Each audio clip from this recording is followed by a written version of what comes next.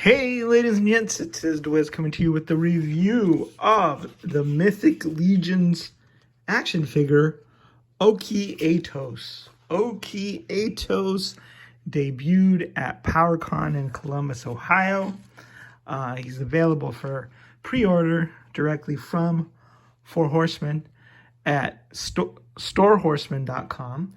And I want to thank a buddy of mine who shall remain nameless for getting me this figure and the other PowerCon debut figure, Xenothon, because I couldn't make it to Columbus.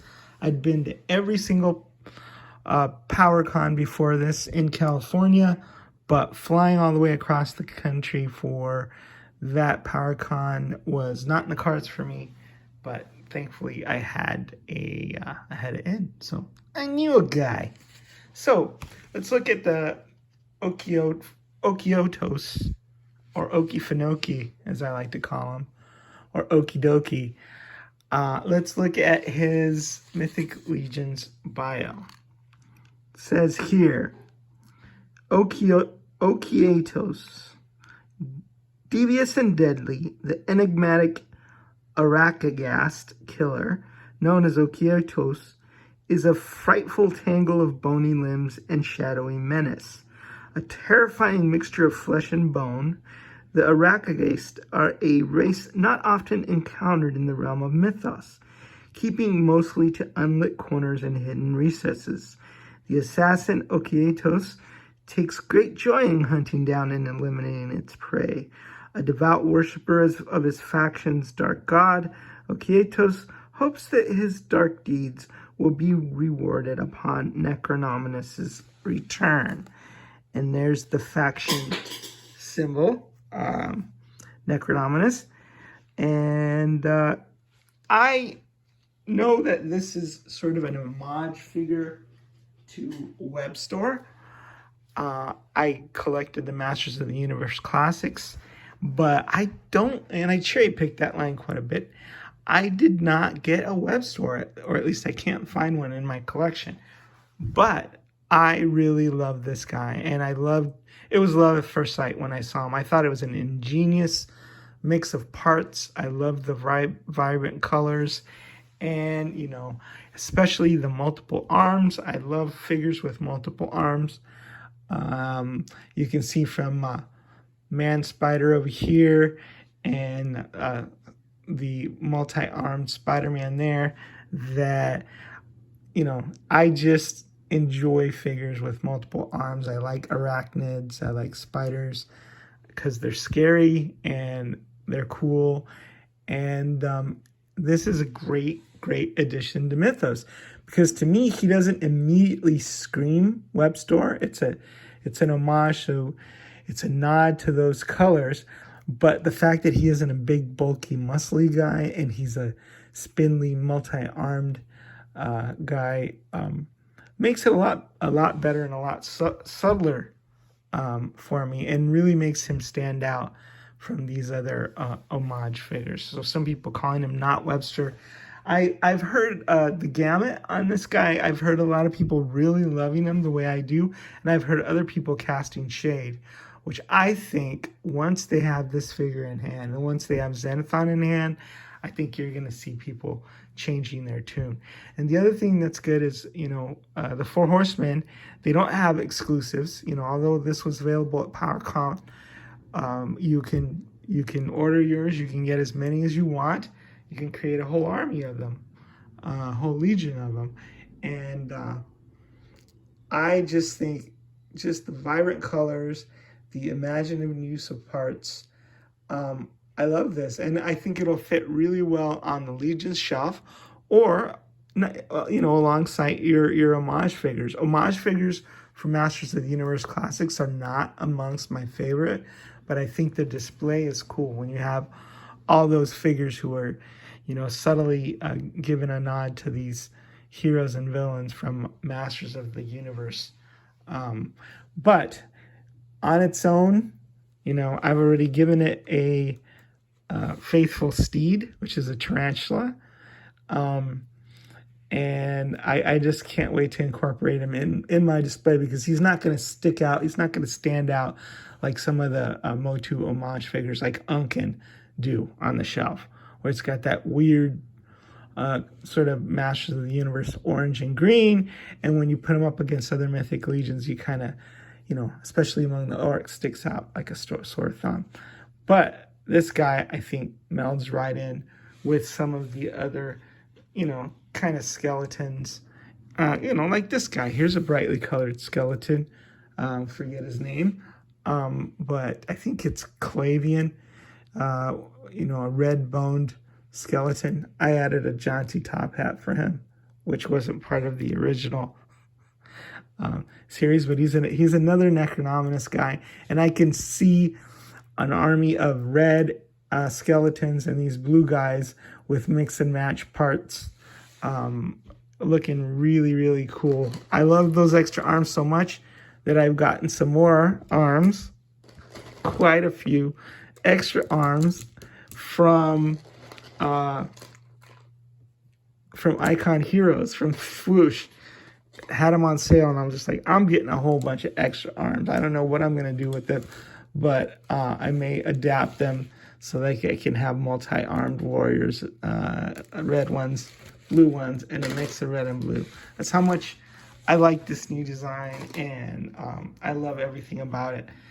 Let me pull him up here so you can see what he looks like when he's not sitting on his giant tarantula. He's got this new weapon, and I think it's the first one of its kind. I tied a little knot there in it. It is a mace on a elastic cord. So this is a nod to Web Store's, action feature from Masters of the Universe. And I'm not sure I will keep it with this elastic cord. I might go ahead and replace that with a chain, but that's a nifty little feature there to have, and it would be easy enough to get a chain in there. So let me straighten his legs out. As you can see, it's the 2.0 skeleton body, very thin, very spindly. He's got skeleton legs there and skeleton feet. So my guess is that he's not going to stand on his own because he's a little top heavy. So I would recommend getting a stand for this guy. That's how I'm going to keep him standing in my collection. It's just a lot. The McFarlane stands are really good for this.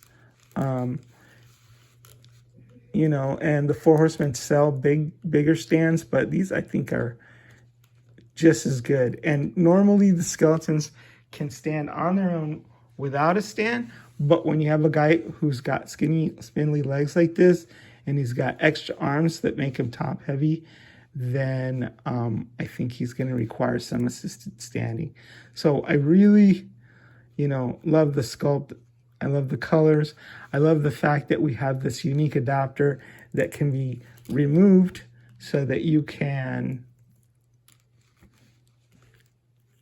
pose him as a regular, just 2-arm skeleton if you want. And we also have multiple heads. So we've got this as an option as well. Could also be a blue. This is originally a head that belonged to and was recycled from a vampire, as you can see, with the, little fangs there and the ears. So this is the first figure I can tell that mixes skeleton parts with vampire parts, and I just really love how that comes out. I'm going to keep this head on my main Okeaetos because I just really love those 4 red dots. Multiple eyes on a spider character are really, really cool, I think. And I thought it was just ingenious how somebody thought, hey, let's just take a vampire head who's usually pale and white, let's paint it bright blue and add some extra eyes and turn it into a skeleton character, a skeleton spider character. Genius, So as you can see, this elastic cord for the mace, it's going to just be sort of hanging there on the ground if you have the arm down. If you have it up, it's just going to hang down. It's not that dramatic or dynamic. But like I said, when he has the multiple arms, I'll usually have it draped over one of the other arms, or I'm just going to look for a really cool chain to kind of shorten that up. So you've seen the extra head that he comes with. This is a weapon that he comes with. It's a serrated sort of bone knife with these cool, very wicked looking spikes on it. Of course, makes him look very, very evil. Everything about him sort of screams evil. He's got the spikes on his weapon, which is fluorescent orange. I don't mind that because it looks really cool. But he's got the spikes on his, I think it's these greaves, is that what they're called? And then the spikes here on the armor on his arms, right? And then you have this. This is the extra piece that turns him in from a regular 2-armed skeleton into a 4-armed skeleton. So you've got all this movement in here, a couple of grasping hands, or 4 loose grasping hands on there. So you can fit weapons in there, or just have them gesticulating wildly. Something really, really cool about that. We also have another character, Ilithia, who has those multiple arms. So, Ilithia's brood has them now.